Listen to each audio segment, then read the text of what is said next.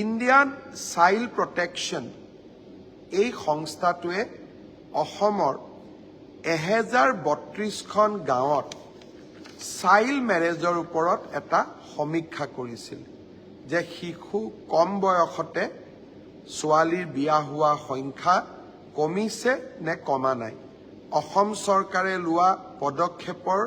ফলাফল কেনেকুৱা ই ইতিবাচক নে নেতিবাচক আপোনালোকে জানি ভাল পাব এই ইণ্ডিপেণ্ডেণ্ট গ্ৰুপটোৱে 20খন জিলাৰ 1132খন গাঁৱত সমীক্ষা কৰিছিল তেখেতসকলে আজি প্ৰতিবেদন ৰাষ্ট্ৰজুৰি প্ৰকাশ কৰিছে যে 81খন গাঁৱত চাইল্ড মেৰেজৰ ঘটনা কমি আহিছে তেওঁলোকে 600খন গাঁও আৱিষ্কাৰ কৰিলে বিচাৰি পালে য'ত এটাও চাইল্ড মেৰেজৰ ঘটনা 21 চনৰ পিছত হোৱা নাই আৰু তেখেতসকলে এইটো সমীক্ষাত কৈছে যে অসমৰ এই গাঁওসমূহৰ 98% ৰাইজে চাইল্ড মেৰেজৰ বিপক্ষে চৰকাৰে লোৱা প্ৰচেষ্টাক সমৰ্থন দিছে মই প্ৰতি ছমাহৰ মূৰে মূৰে চাইল্ড মেৰেজৰ লগত জড়িত লোকসকলক আমি গ্ৰেপ্তাৰ কৰোঁ আইনৰ ওচৰলৈ লৈ যাওঁ প্ৰথমতে মানুহে দুই এজনে আমাক বেয়া পাইছিলে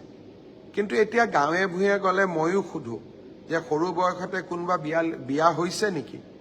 সকলোৱে কয় নাই নাই আমাৰ গাঁৱত হোৱা নাই আমি নকৰোঁ আমি কৰিব নিদিওঁ আমি আইন ভাঙিব নিদিওঁ আনকি সংখ্যালঘু গাঁওসমূহতো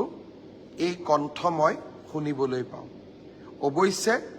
আমাৰ যি প্ৰচেষ্টা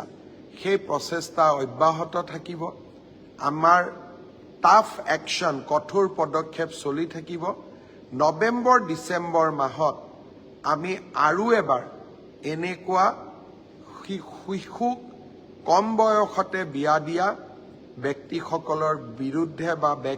বিয়া কৰোৱা ব্যক্তিসকলৰ বিৰুদ্ধে